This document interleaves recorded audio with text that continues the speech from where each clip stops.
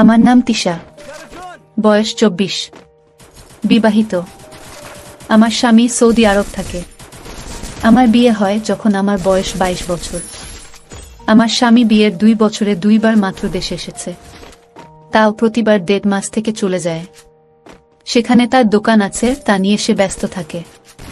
সে যখন দেশে থাকে তখন আমার আর তার খুব ভালোই চলে। আসলে স্বামী বিদেশ, তাই আমি বিভিন্ন পার্টি অনুষ্ঠানে গিয়ে ভালোই এনজয় করি। আমি দেখতে খুবই সুন্দরী। বিয়ের আগে যে কোনো ছেলে আমাকে দেখলেই তাদের মাথা গরম হয়ে যেত আর আমার পিছু নিত। আমি বিনোদনে খুবই এক্সপার্ট। যখন আমার বয়স 14 তখন থেকে আমি আমার বাসার প্রাইভেট শিক্ষকের সাথে এনজয় করতাম। তাছাড়া 16 বছর বয়সে আমি যখন কলেজে ভর্তি হই তখন আমার পাশের বাসার এক বড় ভাইয়ের সাথে রিলেশন ছিল। মাঝে মধ্যে তার সাথেও আমি রোমান্টিক মুহূর্তে চলে যেতাম। ইন্টারের পর আমার পরিবার চট্টগ্রাম থেকে ঢাকা চলে আসে বাবার ট্রান্সফারের কারণে। ঢাকায় আসার প্রায় 2 বছর পর যেখানে বাসা ভাড়া নিই সেখানের বাড়িওয়ালার ছেলের সাথে আমার রিলেশন হয়। তখন আমি তার সাথে বিভিন্ন জায়গায় ঘুরে বেড়াতাম আর আনন্দ করতাম। ভালোবাসার টানে সে আমাকে অনেক সময় রোমান্টিক হতে চাইতো, বাট আমি তাকে সুযোগ দিতাম না। তাকে বলতাম বিয়ের আগে কখনো খারাপ কিছু করা যাবে না। সে আমার জন্য এতটাই পাগল ছিল যে সে বারবার বলতো, যদি তোমাকে না পাই তাহলে আমি মরে যাব। আর তাছাড়া আমি প্রায়ই বলতাম, তোমার আর আমার সম্পর্ক তোমার আমার ফ্যামিলি মানবে না আর আমরা পালাতেও পারবো না। তখন সে আমাকে বলল, যেহেতু তোমার আর আমার ফ্যামিলি কেউ মেনে নিবে না, তাই একটি কাজ করি, চলো আমরা একটি ভুল করে ফেলি। আমিও রাজি হয়ে গেলাম। এভাবে প্রায় 1 বছর বাড়িওয়ালার ছেলের সাথে ছুটিয়ে প্রেম করলাম। মাঝে মাঝে তার আর আমার সাথে অনেক কিছুই হতো। সে খুব ভালো ছিল, আমার সকল প্রকার গোপনীয়তা রক্ষা করত।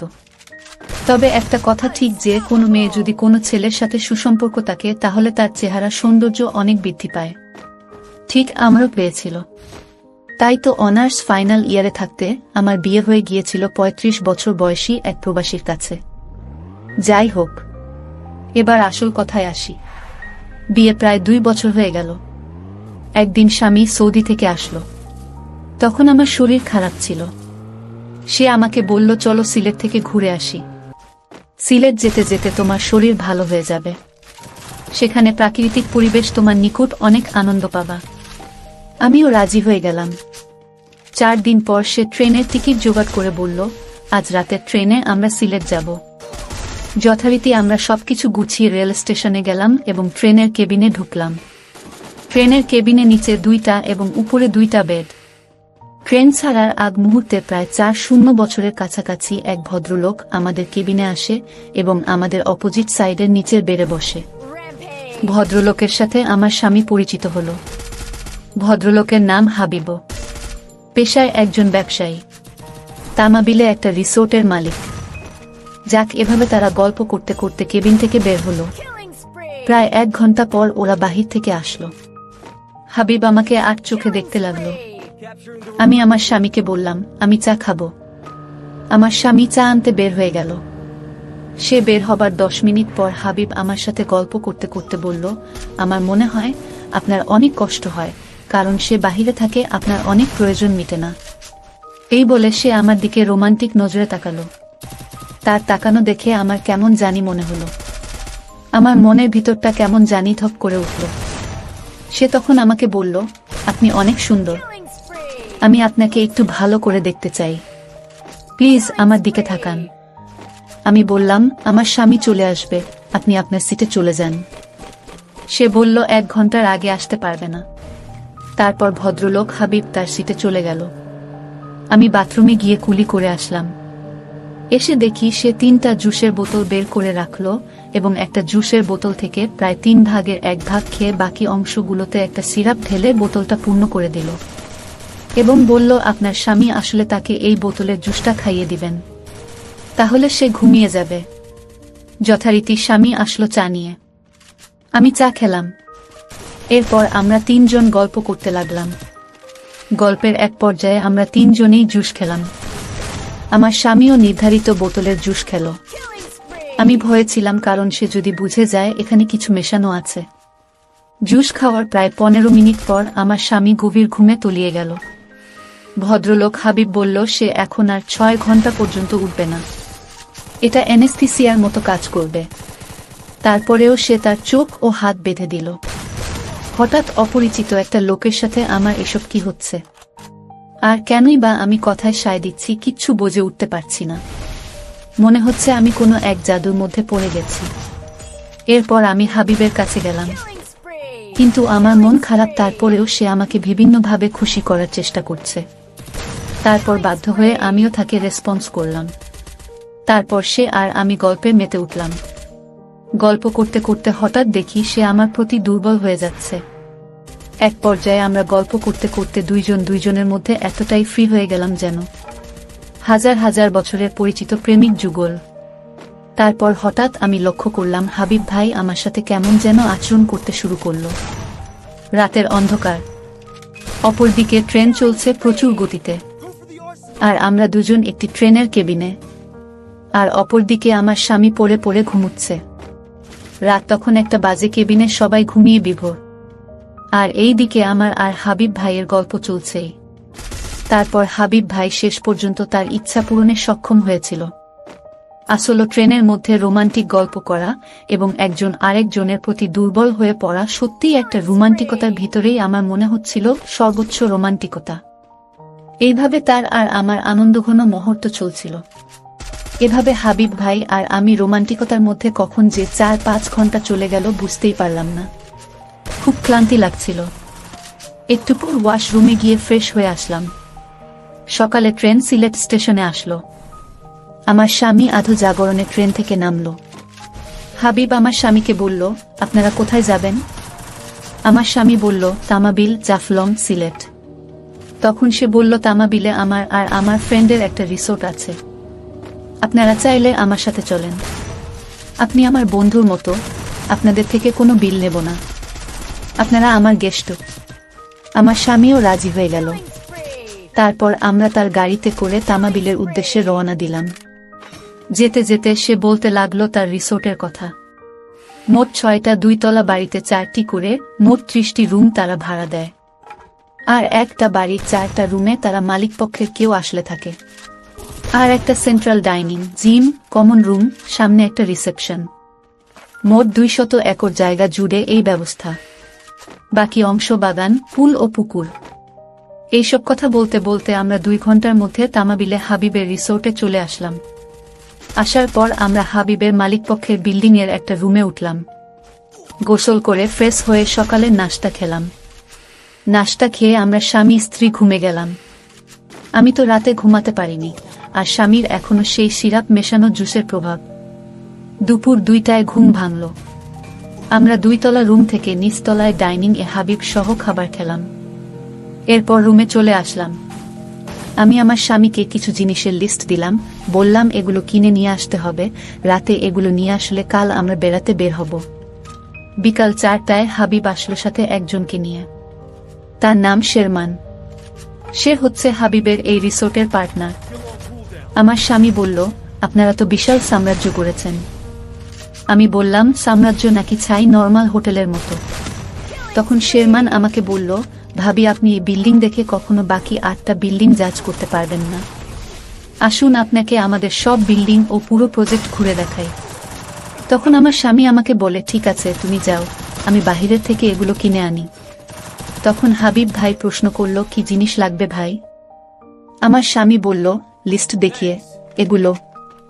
হাবিব ভাই লিস্ট দেখে বলল, এগুলো সিলেট ছাড়া এখানে কোথাও পাবেন না। তখন আমার স্বামী বলল, তাহলে সিলেট যাই, এখান থেকে সিলেট যাওয়া আসার জন্য কোনো রিজার্ভ গাড়ি পাবো? হাবিব বলল, আমার সিলেটে কাজ আছে, চলেন গল্প করতে করতে একসাথে যাই।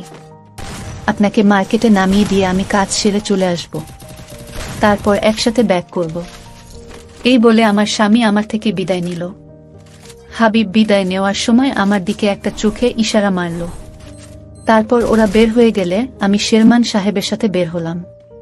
তার সাথে একটা বিল্ডিং ঘুরে 2 নাম্বার বিল্ডিংয়ে গেলাম। বিল্ডিংগুলোতে যে ওরা গলফ ক্লাবের গাড়িগুলো ব্যবহার করে।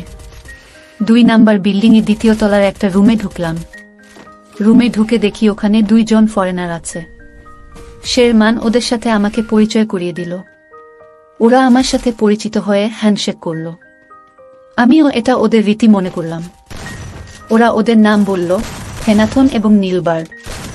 এরা নাইজেরিয়ান। হেনাথন আর নীলবার্ড ড্রিঙ্কস করছিল। ওরা আমাকে ও শেরমানকে এক পেক দিল। আমি খাচ্ছি না দেখে শেরমান বলল, কেউ কিছু দিলে খেতে হয়, না হলে এরা মাইন্ড করবে। তখন আমি এক গ্লাস খেলাম। এরপর ওরা আমাকে আরেক গ্লাস দিল। আমিও শেরমানের দিকে তাকালে সে আমাকে খেতে বলে হয়। এক গ্লাস খাওয়ার পর আমার গরম লাগছিল। তখন নীলবার্ড আমাকে বাতাস করতে লাগলো।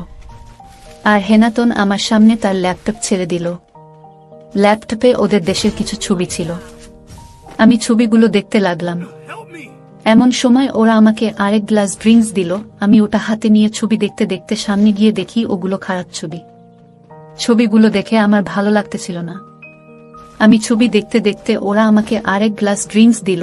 আমি ড্রিঙ্কস নেওয়ার সময় খেয়াল করলাম রুমে শেরমান নাই। আর ড্রিঙ্কস করে আমার মাথা যেন কেমন করছে, শরীরে অন্যরকম একটু এনার্জি পাচ্ছি। তারপর আমি একটু চোখ ফিরিয়ে তাদের দিকে তাকালাম। তাদের দিকে তাকাতেই আমি অজ্ঞান হয়ে পড়লাম। তারপর তারা আমাকে কোথায় নিয়ে গেল, কি করলো, কিছুই বুঝতে পারলাম না।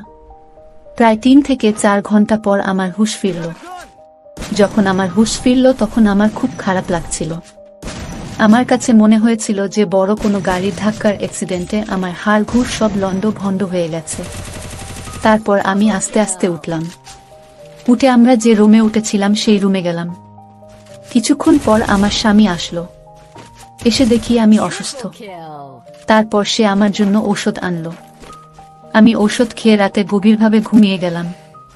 পরের দিন সকালে স্বামী চলে গেলেন নাস্তা আনতে। ঠিক এই মুহূর্তে আমার মোবাইলে একটি ভিডিও আসলো। ভিডিওটা দেখে আমার মনে হলো পায়ের নিকট থেকে মাটি সরে গেছে। গতকাল তারা আমাকে চেতনা নাশক ঔষধ সেবন করে যা করছিল তারা তা সব ভিডিও করে রেখেছে। তখন আমি কি করব বুঝতে পারছিলাম না। মনের ভিতরটা হু হু করে কেঁদে উঠল। আর মনে মনে ভাবলাম, কি করলাম আমি বিদেশিদের বিশ্বাস করে? তারা আমার এত বড় ক্ষতি করল। কি দোষ করেছিলাম আমি তো শুধু তাদেরকে বিশ্বাস করেছিলাম। তারপর আমি তাকে বললাম, কে আপনি? সে বলল, এখনো চিনতে পারছো না? আমি বললাম, না। তাহলে পরে কথা হবে। এই বলে সে ফোন রেখে দিল।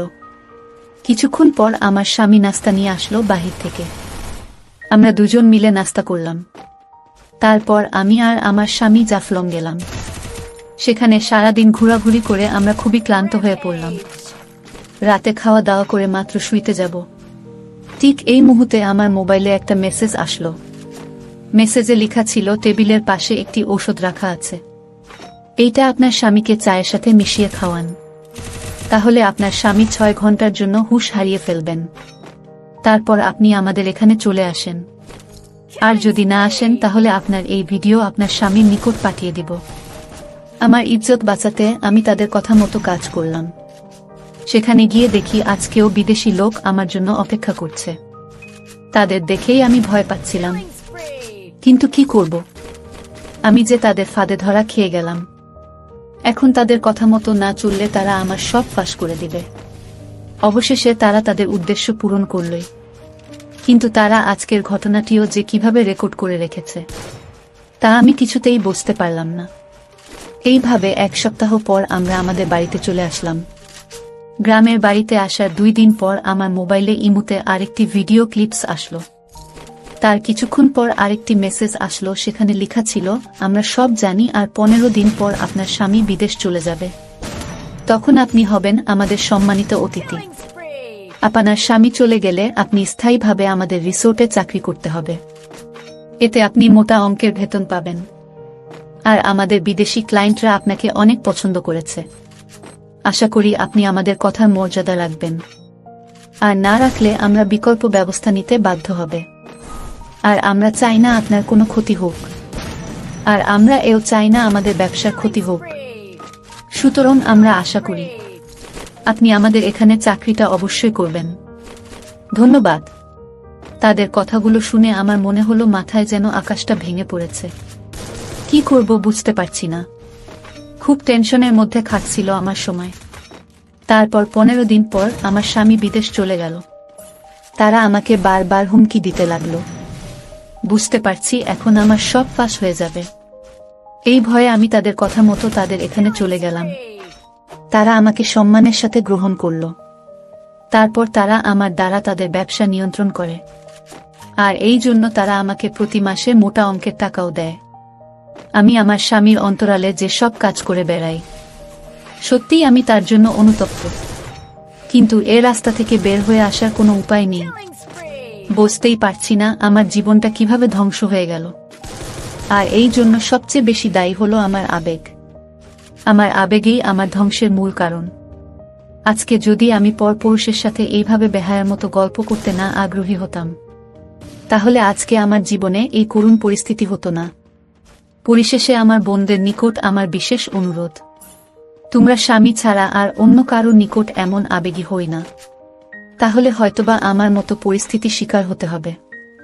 সবকিছু শেষে এটাই আমি স্পষ্ট বুঝতে পারলাম যে একজন মেয়ে বা মহিলার নিকট সবচেয়ে নিরাপত্তার স্থান হলো তার স্বামীর আশ্রয়।